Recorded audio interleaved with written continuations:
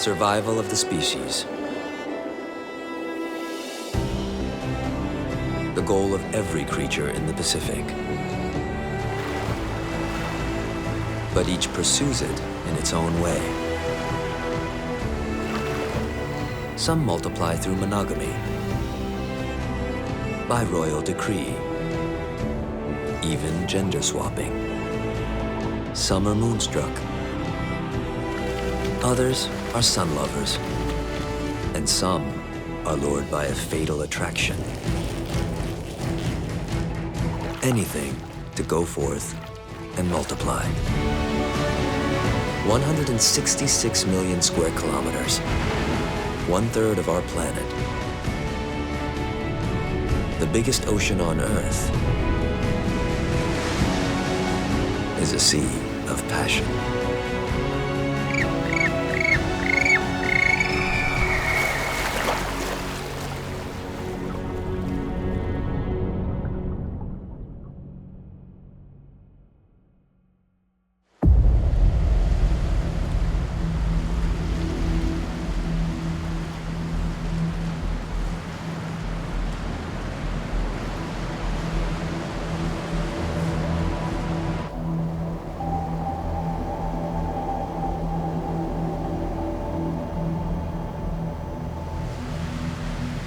Mexico's Guadalupe Island holds a mystery, and a scientist has come to unlock it.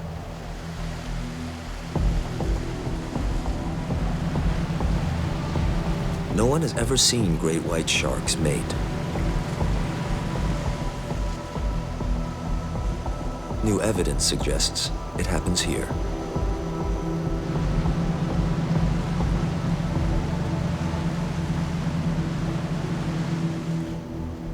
Rising abruptly from cold, deep water some 240 kilometers off Baja California,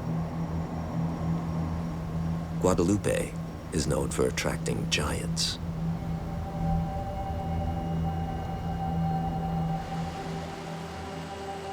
The beaches harbor a mammoth population of 160-kilogram fur seals.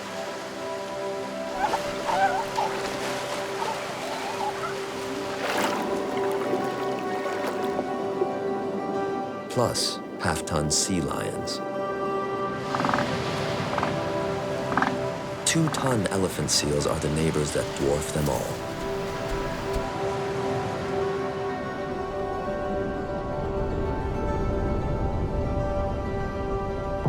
These residents provide ample food for the great white sharks that patrol the shore.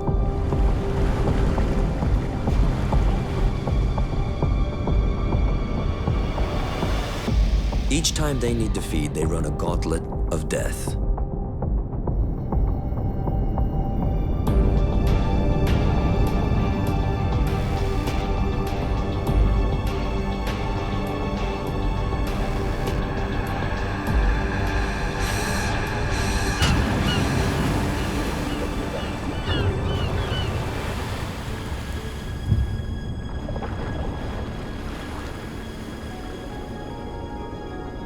Today, however, these great whites have a different mission.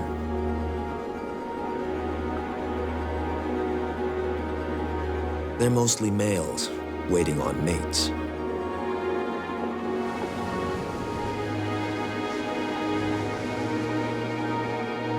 And in fall, the females arrive.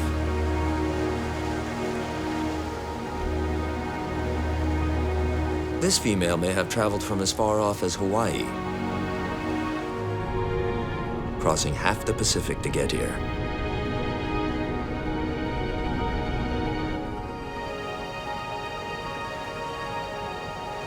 She's coming.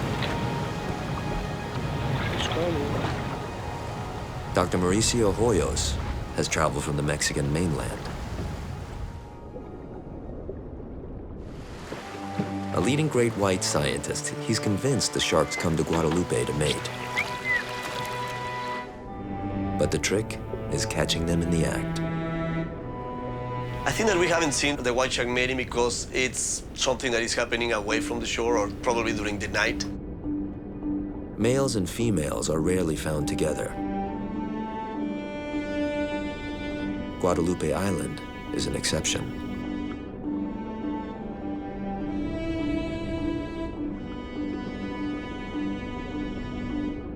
This is an unusual sight. An adult female surrounded by her suitors. An average adult male can be over 3.5 meters long. A female, almost 5 meters long. The genders can be hard to tell apart, but males have a telltale set of claspers, the shark version of a penis. Dr. Hoyos knows he's close to unraveling the secrets of great white mating, because for the first time, he has solid evidence. Found a few weeks ago something that is called the clasper flaring. It's when the males move their claspers back and forth. We think that it's because they are getting ready for mating. This photograph of a male great white with claspers extended is the closest Dr. Hoyos has come to witnessing shark mating at Guadalupe.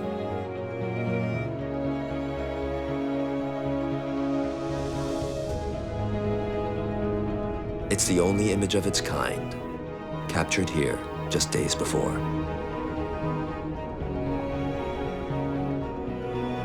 The female carries her own clues to mating.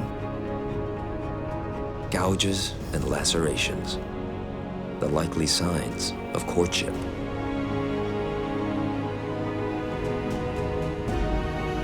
In other shark species, males bite females around the head and fins during mating.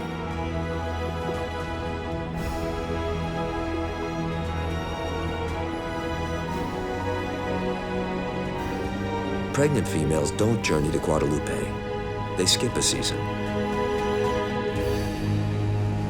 which explains why males outnumber females.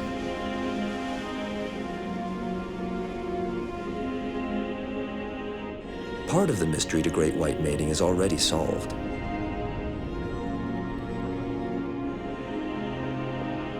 Dr. Hoyos knows where females give birth, off the Mexican coast. Tracking this female from Guadalupe to her birthing site may finally prove this is a mating hotspot.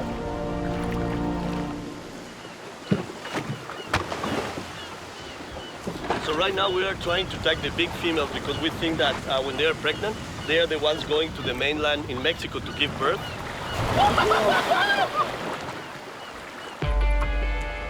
He'll plant a satellite tag near the dorsal fin. In that part, the layer of muscle is very thick, so you don't want to injure the shark. She's coming.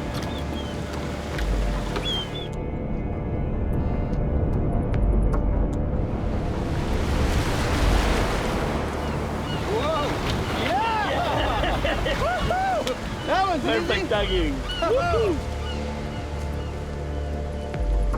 What we want is to get proof that these sharks are using the Mexican mainland as a shark nursery ground and protect those specific places.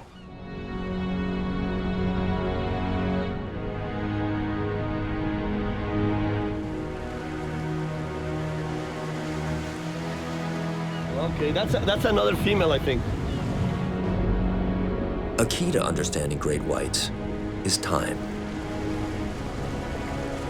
By following the big sharks day in and day out, Dr. Hoyos is learning their traits and their quirks. When you are here for 5 months, you get to know the real white sharks. Each one of them, they have a personality. One of my goals is to change the perception of humans. Mira, mira, wow! I can touch her, wow! These beautiful and majestic animals that are just doing their role in nature to keep in check the populations of their prey.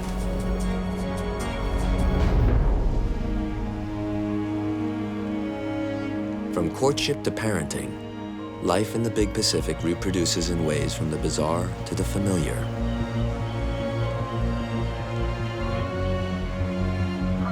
Including one we practice ourselves. preparing for life.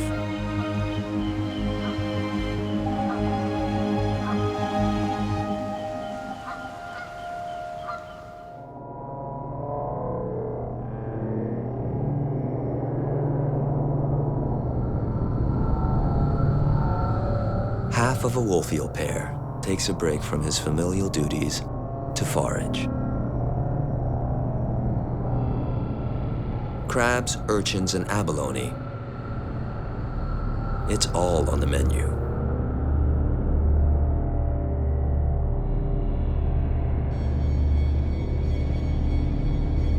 Even a tough crab is toast.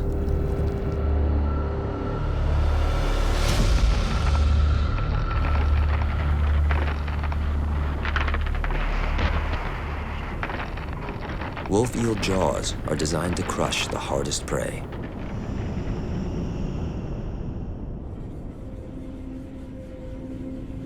Once he's full, he returns to his lair.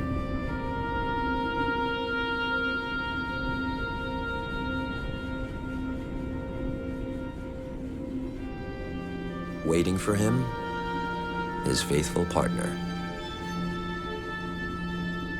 Wolf eels pair up to breed around age 4 and remain largely monogamous.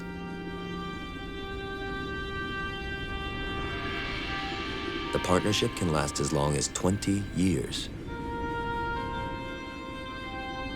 Soon after meeting, they find a hideout to share and then multiply.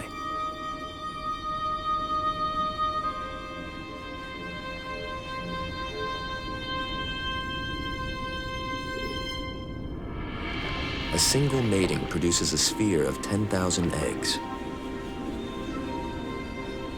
Unanchored to the seabed, it's like a free-floating incubator.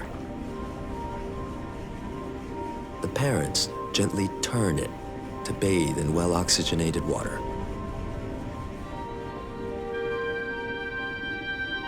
Just above 4 degrees is ideal. There's less chance of infectious bacteria, and the eggs seem to grow faster.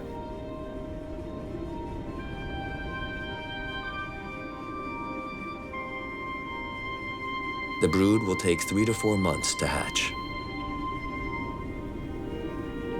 Till then, at least one parent will stand guard.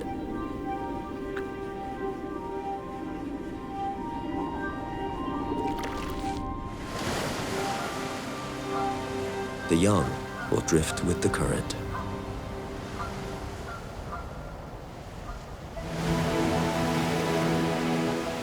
There they'll wander,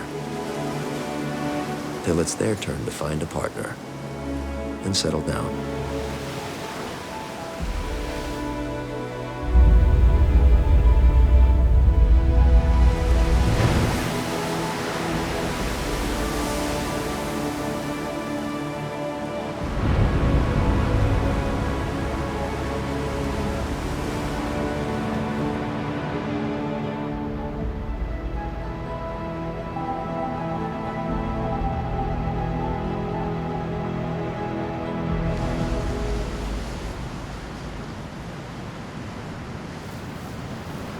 At the southern tip of New Zealand, a lone fisherman returns from the sea.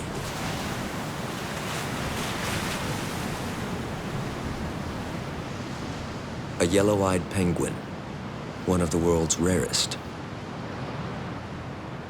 As few as 1,700 breeding pairs may survive in the wild. He's just finished a hard day of hunting, diving up to 200 times for food. Now, he has a long walk home.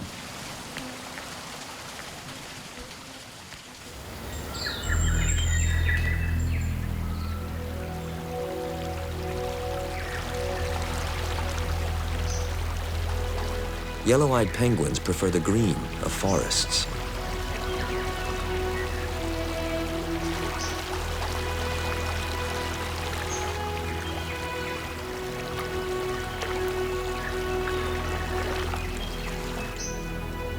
His chicks eagerly await him. He carries their meal in his belly.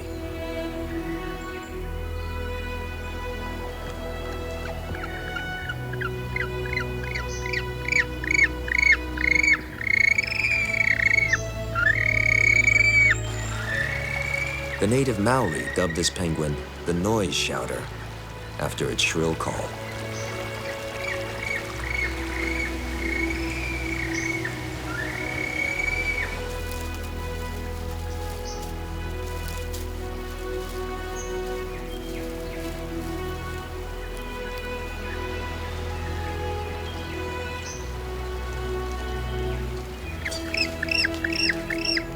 Yellow-eyed protocol requires an elaborate greeting.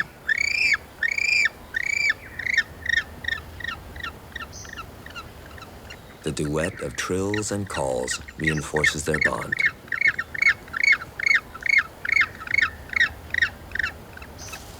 Their survival depends on bonding. Of all penguins, yellow eyes are the least social.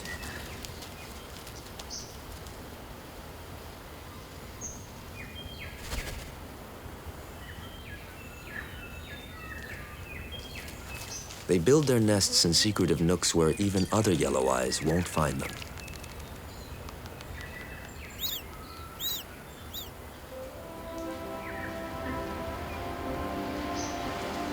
For close to 150 days, parents take turns guarding their eggs and chicks and fishing for the family.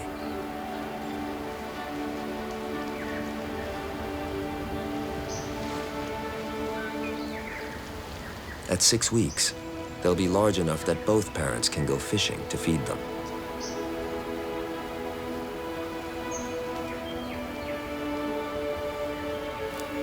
While their chicks grow, their parents are a steadfast couple.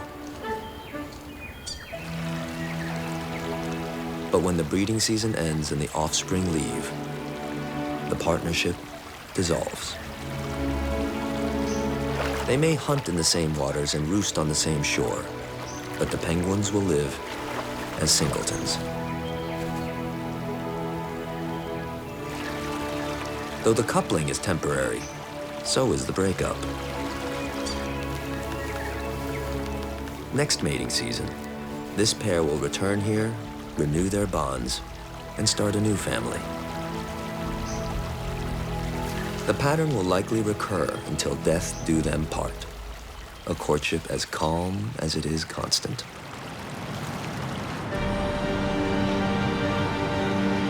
For some couples in the Big Pacific, the passion of mating turns violent.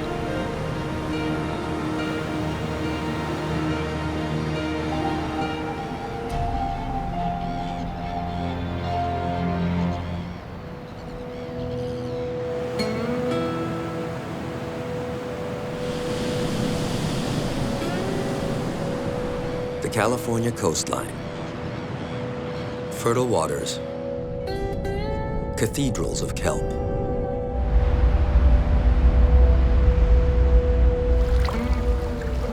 And tenacious sea otters that give new meaning to love bite.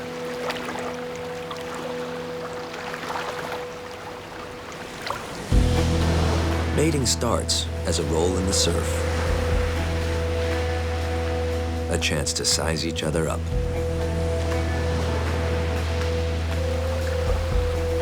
If they like what they see, the female will leave her group to join the male in his territory.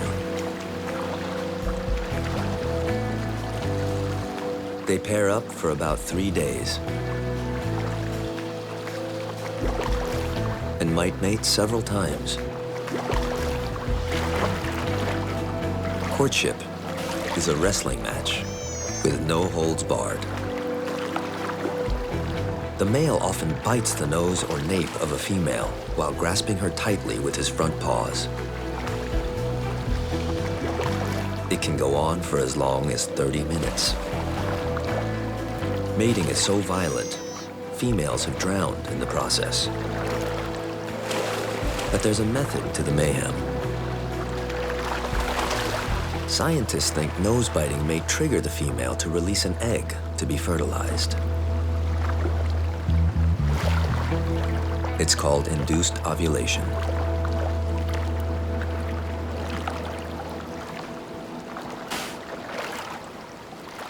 Close relatives of the otter, like weasels, badgers, and mink, all use a similar technique. What looks like violence may be a matter of survival.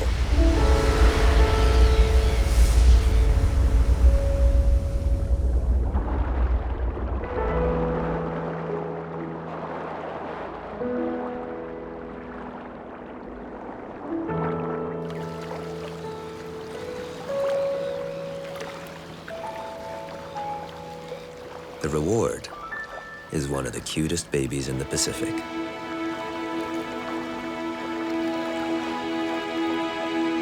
Sea otters are doting mothers.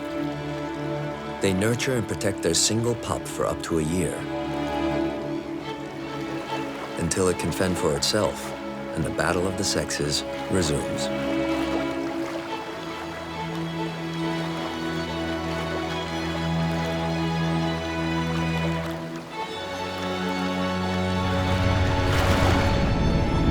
For some life in the Big Pacific, mating can be the kiss of death.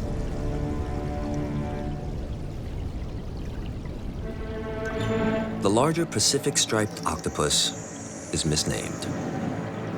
It maxes out at just 8 centimeters long. It's so newly discovered, it lacks a Latin name.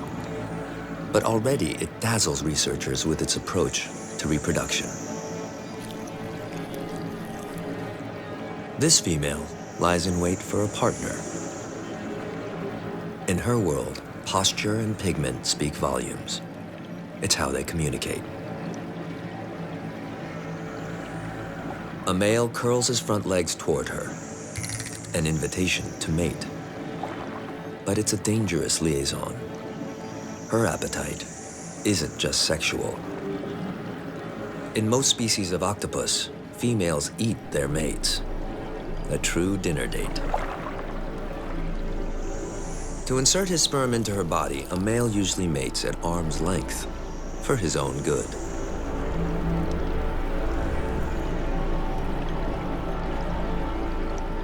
In a rare move, they intertwine and mate beak to beak. Somewhere among the 16 legs, he passes a sperm packet to fertilize her eggs. And then, almost unnoticed, she wraps an arm around him and throttles him with all her strength.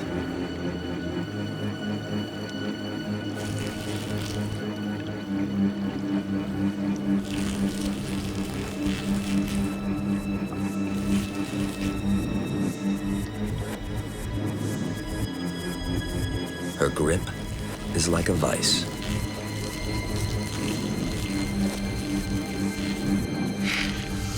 In his death throes, ink oozes out.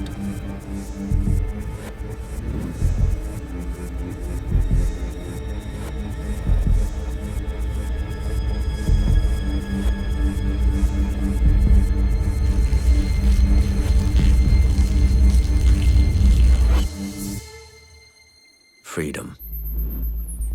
His color returns.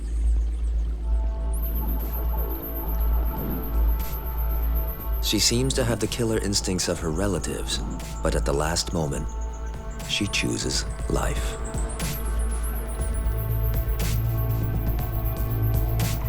To the astonishment of science, larger Pacific-striped octopuses form couples. They may even share a den and mate repeatedly for days.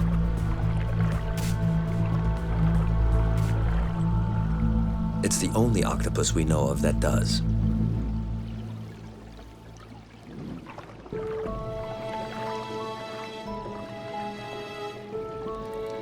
Most octopuses die after laying their eggs.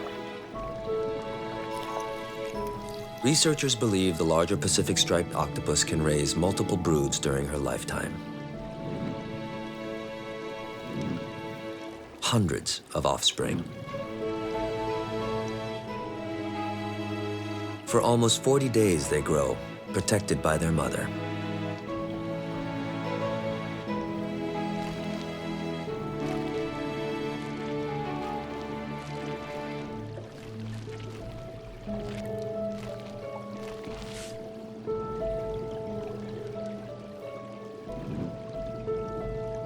When they hatch, they're perfect replicas of adults.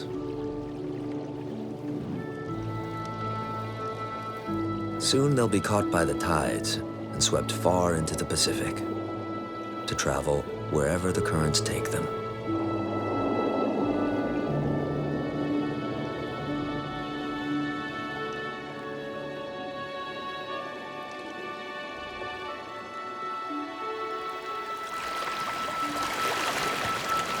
In the Big Pacific, the range of reproduction is as vast as the ocean itself.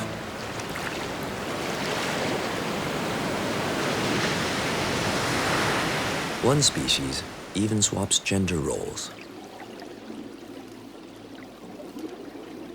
Growing to 35 centimeters long, the big-bellied seahorse is the largest of all seahorses, and unique in its approach to reproduction.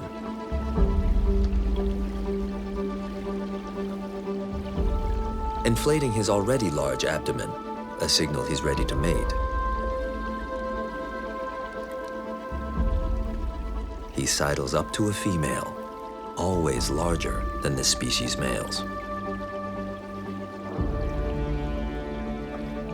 She accepts his offer by swimming in tandem.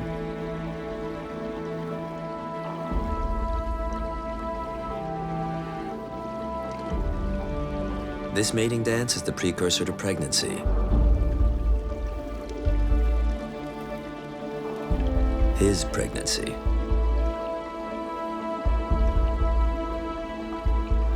It's the only species where males give birth. One of the wonders of the natural world.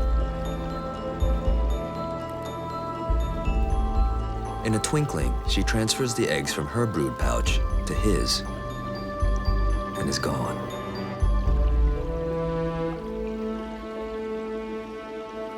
The eggs are fertilized inside his pouch and bathed in amniotic fluid.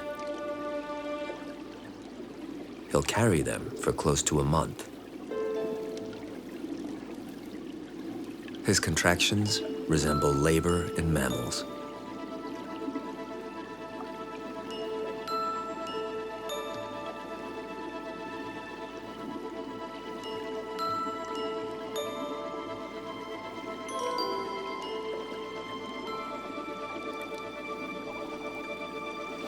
First offspring.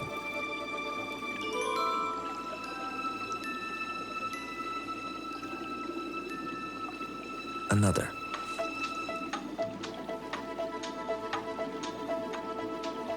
Each fully formed.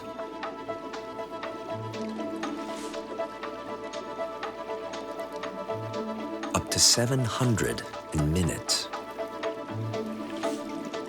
They flee into the seagrass for safety.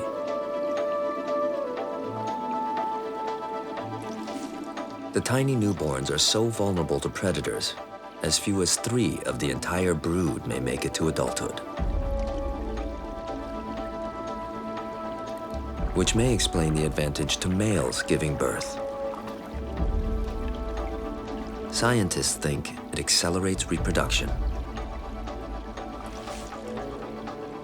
While the male develops one generation, the female is already producing eggs for another. They reproduce so fast, some males can give birth in the morning and be pregnant again by evening. Heightened cooperation and speed are keys to this species' survival.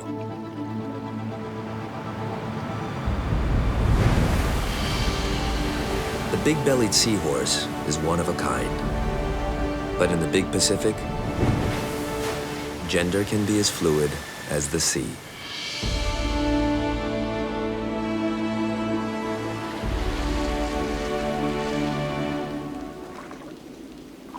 The clownfish.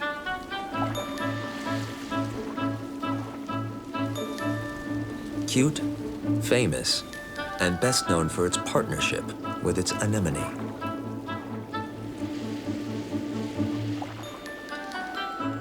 Anemones are relatives of the coral and jellyfish. Living booby traps, waiting to snare passing fish with their venomous tentacles.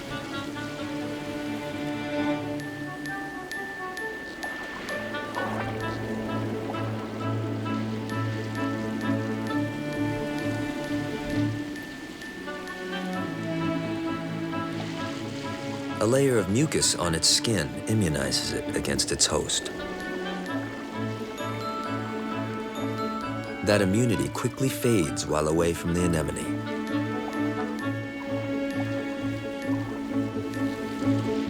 It re-immunizes itself by exposing its tail and then its fins to the venom.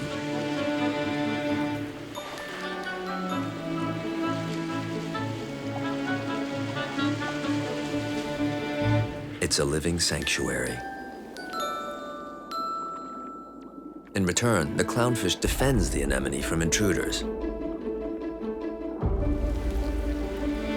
It takes out the trash.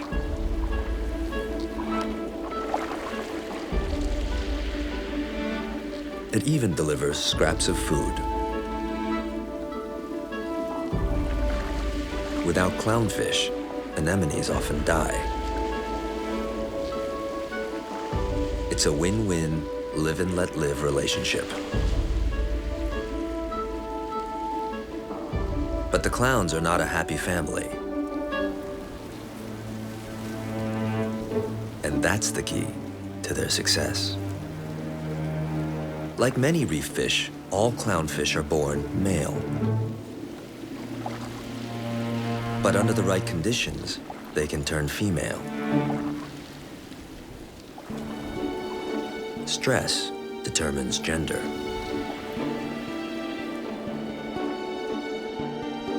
As long as they're under pressure, they stay male. And in a clownfish colony, pressure is constant. All the males are ruled by a single large female, the queen of the anemone. Without female rivals, she enjoys a horde of males to tend her anemone empire.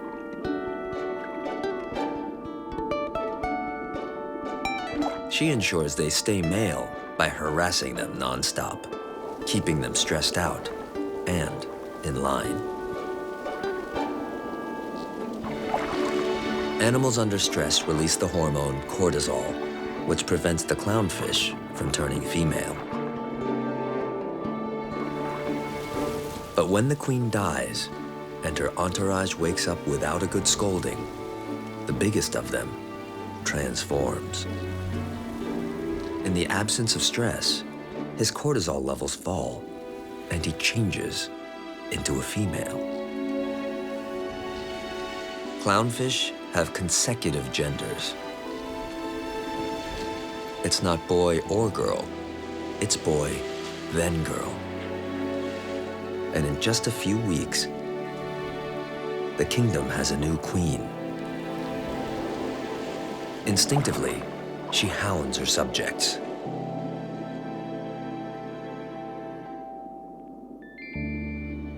She breeds with the alpha male.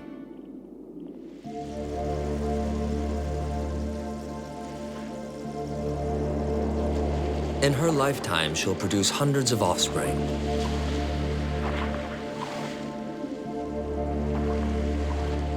None of these little princes will inherit her throne. The eggs will hatch and the fry will drift away on the current.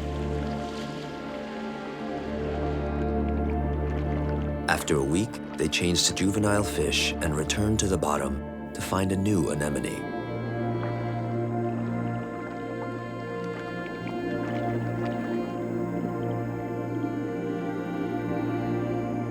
Thanks to a fish called Nemo, clownfish have become international stars. The Hollywood blockbuster carried a conservation message. But clownfish are now so popular, 1 million a year are taken from coral reefs for the aquarium trade.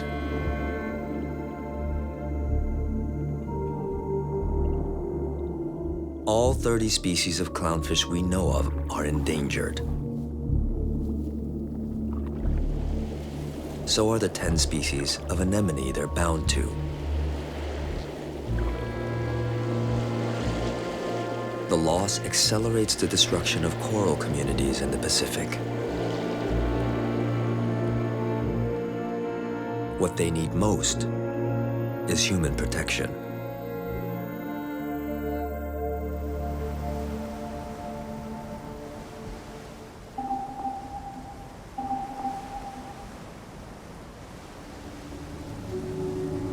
Little Barrier Island, a Pacific paradise. Protected from invasive species and humans for more than 100 years.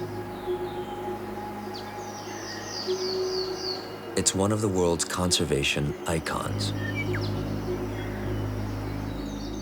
It's also home to a rare, shy, and ancient creature. The tuatara, a rhynchocephalian. A unique kind of reptile that predates the lizards.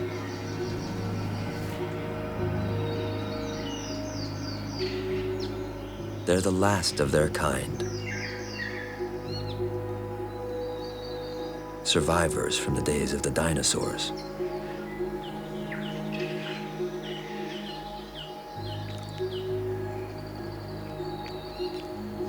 They once flourished across New Zealand. Now, they survive only on islands free of the stoats and rats that devour their eggs. It's tough to repopulate a species that has mastered life in the slow lane. For a tuatara to reach its adult size of almost 80 centimeters, it takes 35 years. Yet they might live to 100 years, a century of solitude. Tuataras are hermits. For a female, the mating season doesn't come once a year. It comes twice in a decade at best. The longest reproductive cycle of any reptile. A male waits for her in vain. She mated 9 months ago. Years will pass before she mates again.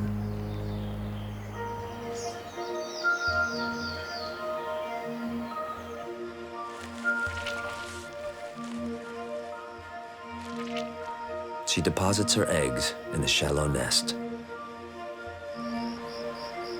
For several nights, she may watch over them. Like good tuataras, the eggs lie there for a full year, unguarded, but hidden. Nothing's ever rushed.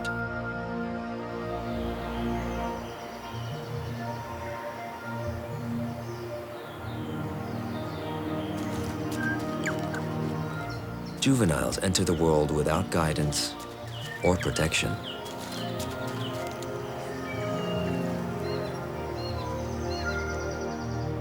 Mom has long since returned to her life of solitude. Slow and steady sometimes wins the race. And tuataras are living proof. While these young reptiles fend for themselves, another newborn never leaves its mother's side.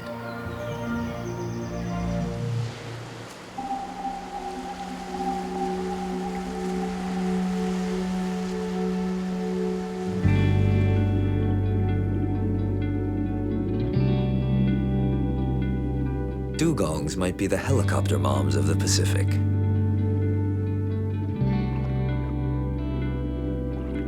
Small wonder, it's a long time between babies.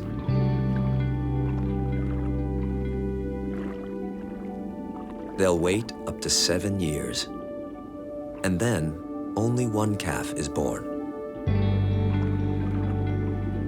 After spending more than a year in the womb, the calf will nurse for over a year and a half.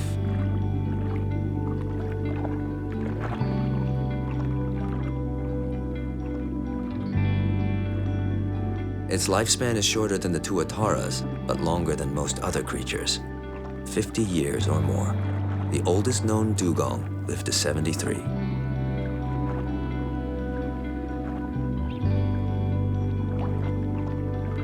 A calf won't reach sexual maturity till at least age 6.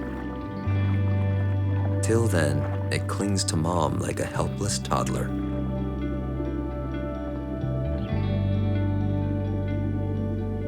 mature females have something in common. They're all single mothers with wayward dads.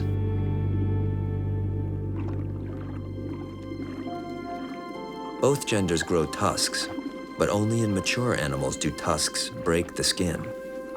His aren't showing yet. Of all sea mammals, only dugongs are strict vegetarians. They don't see well, so they use their sense of smell to find plants.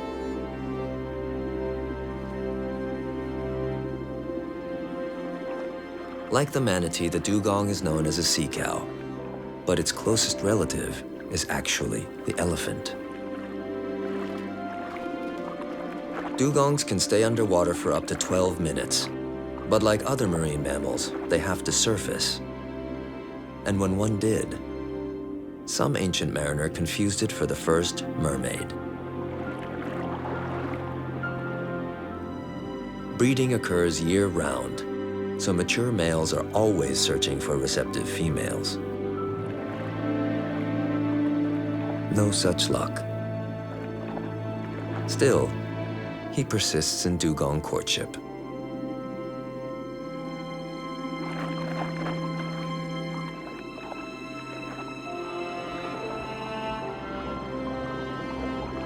Like the male tuatara, he's wasting his time. For dugongs, rearing young is like making wine. You just can't rush it.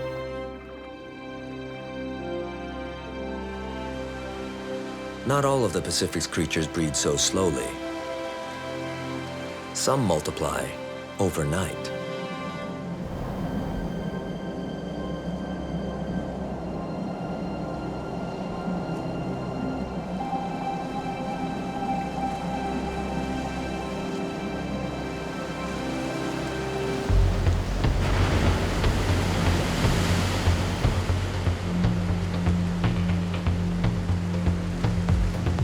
Halfway between Hawaii and New Zealand, off the islands of Samoa, a spectacle unfolds tonight.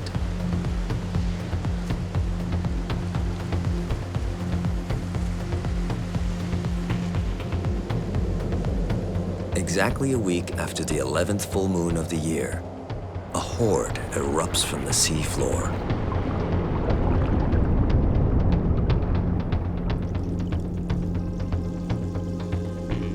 The spawning of the Palolo worms.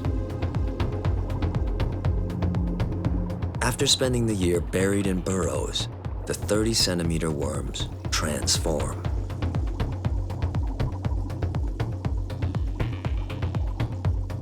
They sprout a tail half as long as their body called the epitoke, packed with eggs or sperm.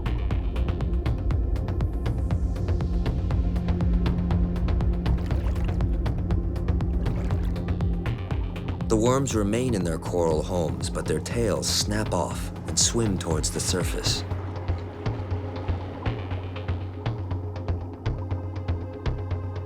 A primitive eye helps it navigate toward the moonlight.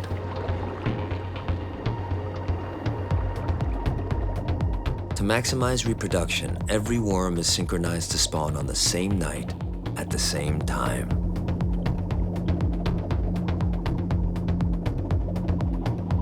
Millions strong.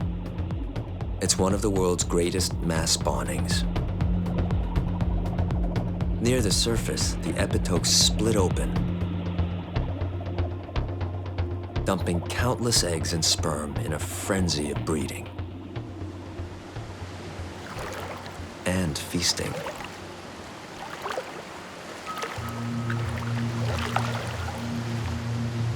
In Samoa, the epitokes are a delicacy.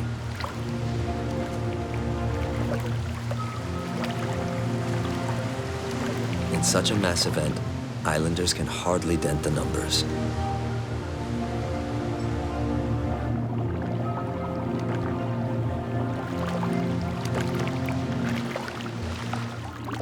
A few hours later, the extravaganza ends. Fertilized eggs drift away in the millions to settle on the sea floor and endlessly repeat the cycle.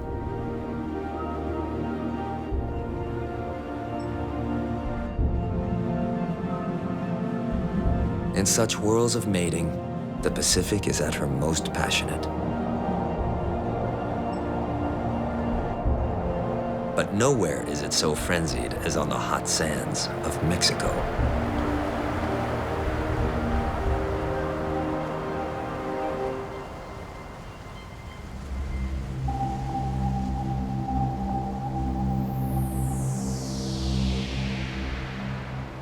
It begins as a tide, rushing toward the shoreline high in the Gulf of California.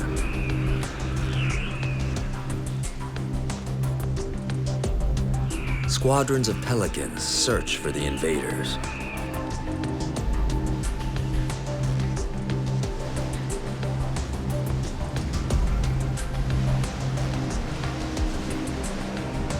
Gulls and terns join the reception committee.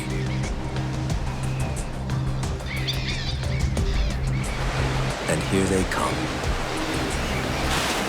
Thousands of silvery bodies glinting under the Mexican sun. The Grunion Run. One of nature's grandest spectacles. An explosion of life and death. No other fish spawns so boldly. The Grunion Run happens every few weeks across spring and summer.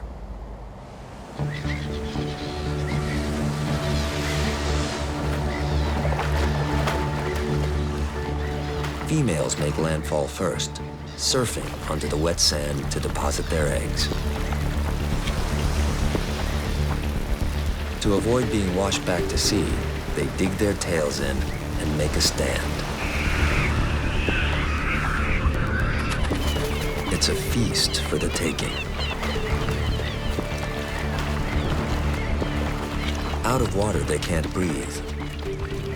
They have only moments to replicate or suffocate. The males arrive on the next wave, coiling themselves around half-buried females, using them as anchors while they release sperm onto the eggs. A tidal wave of reproduction.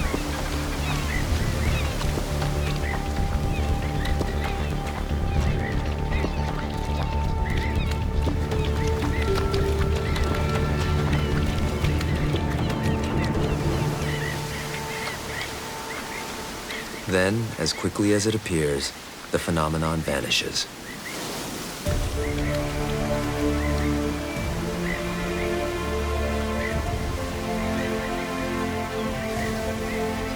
The golden eggs of the Grunion remain, protected in the cool, damp sand. Weeks from now, countless eggs will hatch, and the next wave will wash the fry into the sea.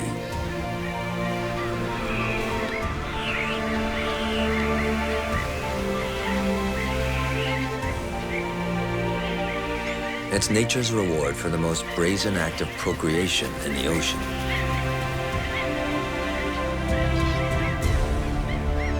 Fortune may favor the bold, but in the big Pacific, passion is the key to survival.